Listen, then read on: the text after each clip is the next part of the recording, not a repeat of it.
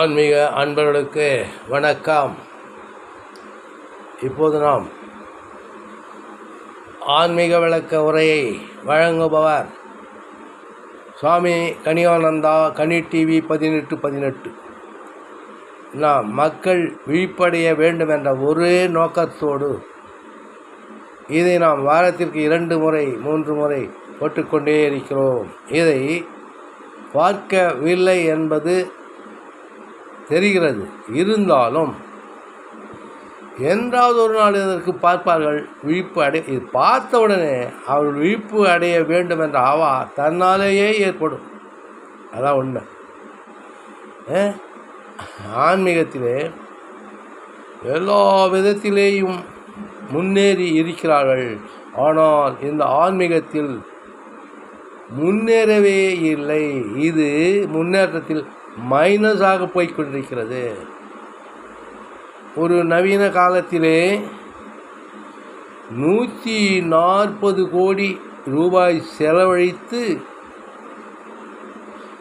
ஆலயம் அமைத்து அங்கே கும்பாபிஷேகம் என்ற பெயரிலே விழா எடுத்து எல்லோருமே வரவழைத்து அவர்கள்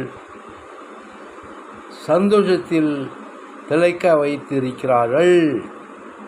இதை எடுத்துக்கொள்வோம். இது உண்மையான சந்தோஷமா என்றால் இது மேலோட்டமான சந்தோஷம். ஏனென்றால் அந்த ஆலயம் என்பது தேவையில்லாத ஒன்று. உண்மையான ஆன்மீகவாதி என்றால் அவர் உங்களை அறியக்கூடிய தகுதி படைத்தவர்களை கொண்டு ஆன்மீக பயிற்சி சொற்பொழிவுகள் கொண்டு உங்களை மாற்றமடைய செய்ய வேண்டும். இது வெறுமனே மத மாற்றம் செய்வது போல கோயிலிலே கடவுள் இருக்கிறார், அந்த கடவுள் இந்த கடவுள் என்று பெயரை சூட்டிக்கொண்டு இப்படி அவர்கள் உண்மையானவர்கள் தான். அவர்களை பொறுத்த வரையில் இது நேர்மையானது. ஆனால் உண்மையை பொறுத்த வரையில் இது நேர்மைக்கு புறம்பானது, நேர்மைக்கு எதிரானது, நேர்மையே கிடையாது. உண்மையான ஆன்மீகம் என்பது என்ன? உண்மையான ஆன்மீகம் சேம்போல் உங்களை அறிவது, அதற்கான வழி முறைகளை சொல்வது, அதற்கான பயிற்சிகளை தருவது, இதுதான் உண்மையான ஆன்மீகம். அப்படி பார்க்க போனால் இந்த நாட்டில், நம்முடைய நாட்டில் உண்மையான ஆன்மீக வழிகாட்டிகள் யாருமே இல்லை என்றே சொல்லலாம். நீங்கள் சந்திக்கின்ற, நீங்கள் பார்க்கின்ற, நீங்கள் இப்போது நினைத்து கொண்டிருக்கின்ற இந்த சுவாமியார் அத்தனை பேரும் மூடர்களாகவே இருக்கிறார்கள். அவர்கள் ஆன்மீகத்தில் அறியாதவர்களாகவே இருக்கிறார்கள். அவர் வேத புத்தகங்களை படித்திருக்கலாம், சாஸ்திர சமுதாயங்களை அவர்கள் மேற்கோள் காட்டியிருக்கலாம், படித்திருக்கலாம், பலவிதமான உபநிடதங்களை அவர்கள் ஒப்பிக்கலாம். ஏனென்றால் அந்த அளவுக்கு அவர்கள் படித்திருக்கலாம். அவருடைய ஞாபகத்திலிருந்து இவையெல்லாம் வெளியே வருகிறது. இதையெல்லாம் இக்காலத்திலே நிச்சயமாக பயனளிக்காது. நீங்கள் சொல்லிக்கொண்டு இருக்கலாம், நீங்கள் இந்த சமுதாயத்தில் மேம்பட்ட குடிகளாக இருக்கலாம், ஆகினால் உங்களுடைய பேச்சு இப்போது எடுபடுவதாக நினைத்து கொண்டு ஏமாந்து கொண்டிருக்கிறீர்கள். மக்கள் இதை எப்போதுமே ஏற்றுக்கொள்ள மாட்டார். ஏனென்றால் உண்மை சுபாவம் ஒரு இடத்திலே இருக்கிறது, உங்கள் இடத்திலே இருக்கிறது. அதை விட்டுவிட்டு எங்கெங்கேயோ இங்கே காண்பிப்பது, அங்கே காண்பிப்பது, இவையெல்லாம் கவைக்கு உதவாத விஷயங்கள். ஆகையினால் நான் உங்களை என்ன சொல்லுகிறேன் என்றால், உங்கள் இடத்திலே இருக்கின்ற அந்த சக்தியை எப்படி கண்டுபிடிப்பது? என்னையா சக்தின்னு சொல்கிறேன். சக்தி இருந்தால்தான் நான் உன்னிடத்திலே பேச முடியும், சக்தி இருந்தால்தான் நீயும் கேட்க முடியும். சக்தி தான், அந்த சக்தி உணர்வு தான் அதனுடைய டம்பிங் பிளேஸ், அதனுடைய இருப்பிடம் எங்கே இருக்கிறது என்றால் நம்முடைய உடம்பிலே இருக்கிறது.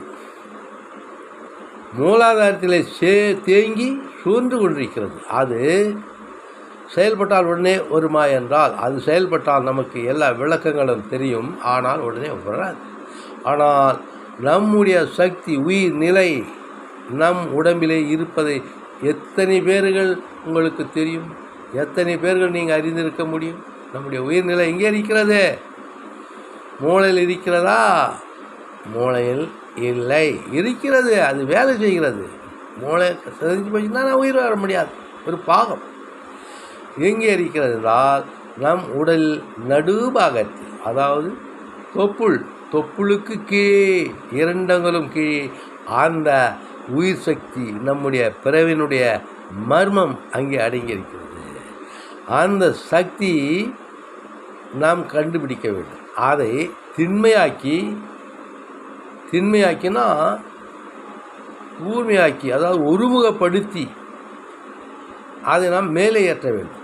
அது ஏறுமானா நிச்சயமாக ஏறும். அதற்காக இந்த மூலாதாரத்தில் தேங்கி சுழன்று கொண்டிருக்கின்ற அந்த சக்தி, அதனுடைய அந்த குண்டலினி என்று பெயர், அந்த சக்தியினுடைய வாயில் திறக்க வேண்டுமா என்றால் திறக்க வேண்டிய அவசியமே இல்லை.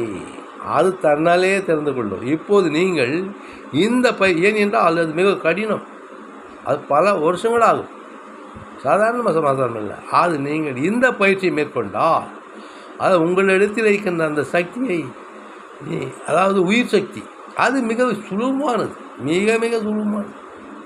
நாம் கண்டுபிடிப்பதற்கு முன்பாக நாம் தான் கண்டுபிடித்தோம். ஒருத்தர் தான் கண்டுபிடித்திருக்கிறார், அது வேறு யாரும் அல்ல. அது மேல்நாட்டிலே மேல்நாட்டில் நம்முடைய ஆசிய கண்டத்திலே தான் பரவி இருக்கிறது. ஒன்று சீனாவில், அடுத்ததாக ஜப்பான் தான் பரிமளித்து விட்டது. அது அந்த சக்தியை நம்ம கண்டுபிடிக்கணும். அதற்கான எல்லா சாஸ்திர சம்பளம் பொய்ன்னு தான் சொல்கிறோம், எல்லாருமே சொல்கிறோம். ஆனால் இந்த ஓம் என்ற மந்திரம் மட்டும் உண்மை. ஏன் என்றால் அந்த உண்மை நம் உடலிலே ஒலித்து கொண்டிருக்கிறது.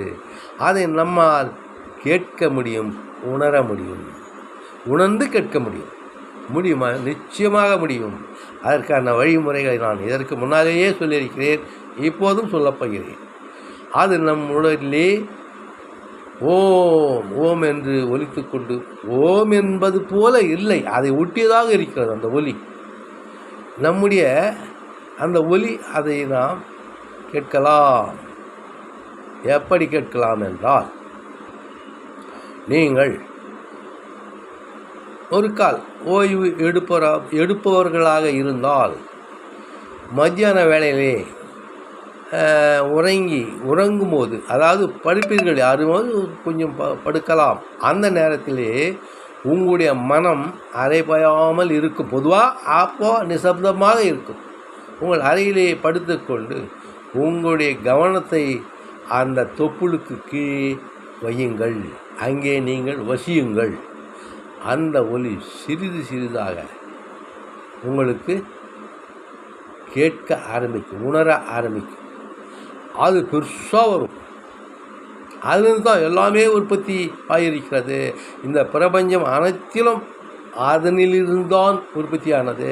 இது எத்தனை பேருக்கு தெரியும் என்றால் எனக்கு தெரியவில்லை, யாருக்கு தெரியும் என்று தெரியவில்லை.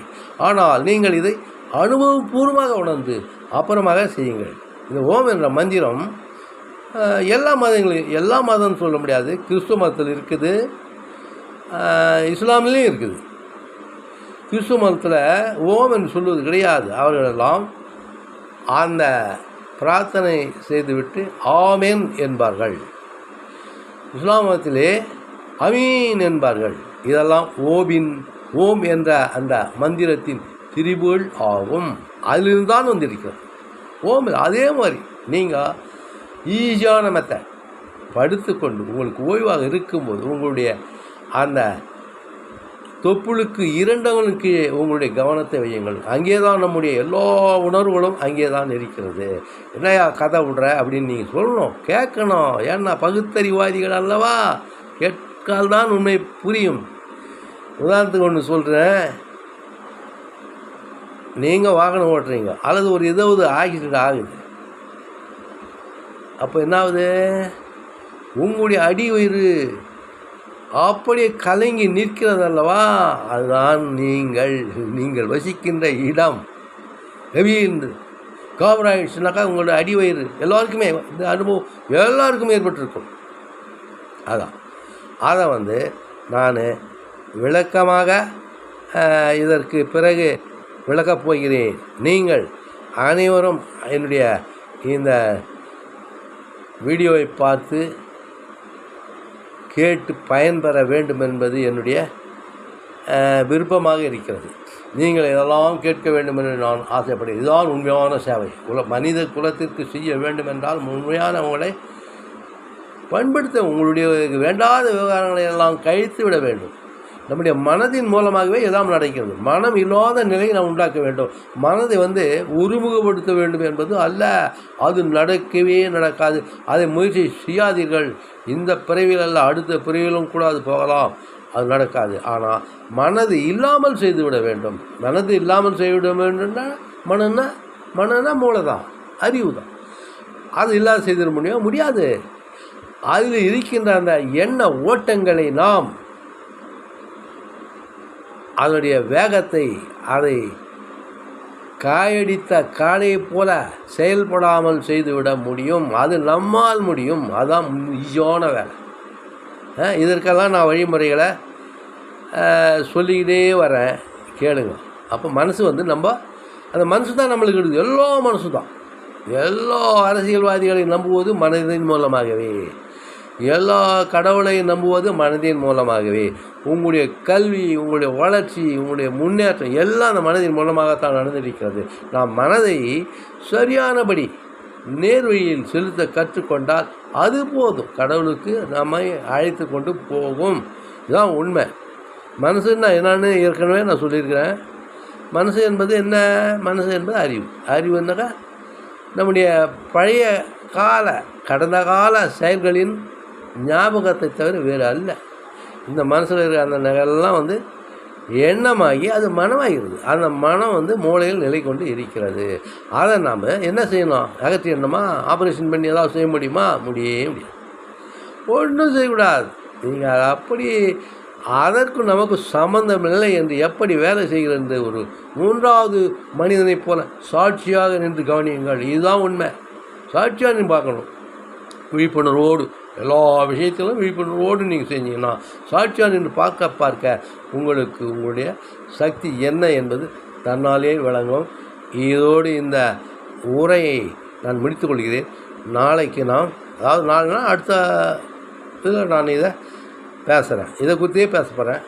கேட்டு பயனடைய வேண்டும் என்று உங்களை நான் அன்போடு அழைக்கிறேன். நன்றி, வணக்கம்.